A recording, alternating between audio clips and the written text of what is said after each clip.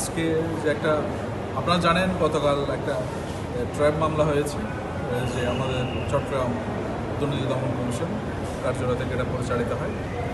এটা একজন সহকারী রাজস্ব কর্মকর্তা তার ঘুষ নেওয়ার এবং তার সহযোগী সহ ঘুষ নেওয়ার সময় হাতেনাতে দিতে হয়। হাতেনাতে দিতে হওয়ার পরে আজকে তাদেরকে বিজ্ঞ আদালতে সুপর্দ করা হয়। তার মধ্যে 2 নম্বর আসামি মাইনুদ্দিন 164 ফৌজদারি কার্যবিধি 160 দ্বারা জবানবন্দি দেওয়ার জন্য উনি রাজি হয়েছেন। এখন বিজ্ঞ আদালত উনি জবানবন্দি দিচ্ছেন, দুঃস্বীকার করে উনি জবানবন্দি দিচ্ছেন। না, অন্য আসামি তো আপনারা দেখেছেন তাকে হাতানাতে সরাসরি তাকে ঘুষ গ্রহণ করার সময় হাতানাতে দিতে হয়েছে। এটা তো কালকে আপনারা দেখেছেন।